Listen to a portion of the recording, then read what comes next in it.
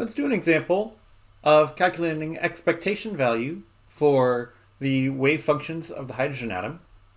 So let's take our ground state wave function, which we saw go something like e to the minus r over a. And it turns out if you normalize it, the normalization factor is 1 over the square root of pi times a cubed. We're not going to go into the details of finding that normalization factor here. We're just going to use this wave function. And what we instead want to calculate is what is the expectation value of the radial coordinate r for the ground state. Now maybe you think this is a weird question because we can stare at this wave function and it certainly looks like the expectation value is 0.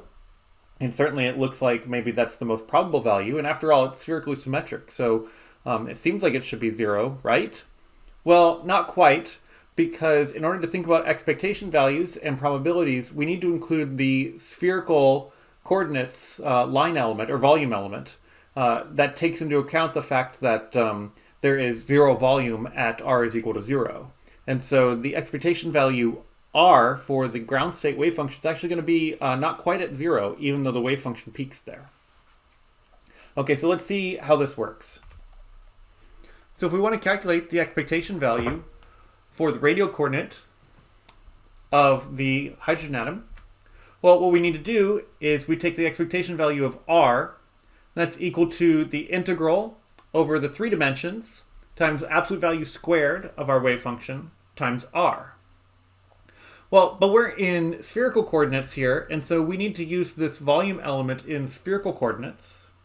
And if you recall, the volume element in spherical coordinates, d3x, can be written as r squared sine theta dr d theta d phi. So using that as our volume element, our 3-dimensional volume element, now we could rewrite this integral. So this integral is ultimately going to be a triple integral of absolute value of psi squared times r times then r squared sine theta dr d theta d phi. Let's actually write this as a triple integral with bounds on our integral. So the phi integral is going to go from 0 to 2 pi.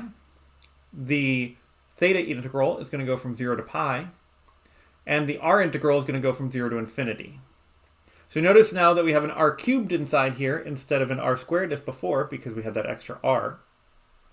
We still need to insert the wave function squared. Well, let's just do that now. If we square the wave function, we'll get a constant out front that looks like 1 over pi times a cubed.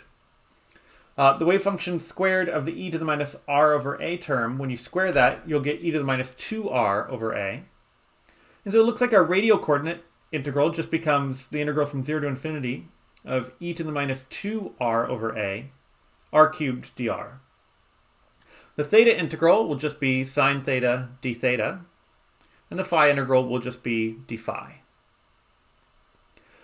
Each of these integrals we can do now. The theta integral and the phi integral we can do right away. They're relatively straightforward to do, and will give us an overall factor of 2 and then 2 pi, respectively.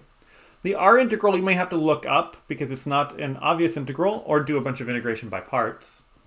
It turns out that the r integral will give us a factor of 3a to the 4th over 8. And then we have the 2 and the 2 pi from the angular integrals. So overall, after canceling the factors of a, we get an expectation value for r of 3/2 a.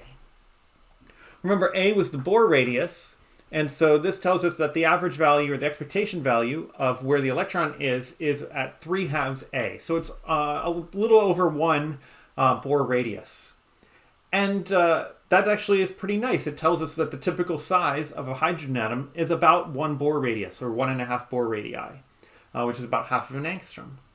So you can get a good estimate of what the typical size of a hydrogen atom is from this type of calculation.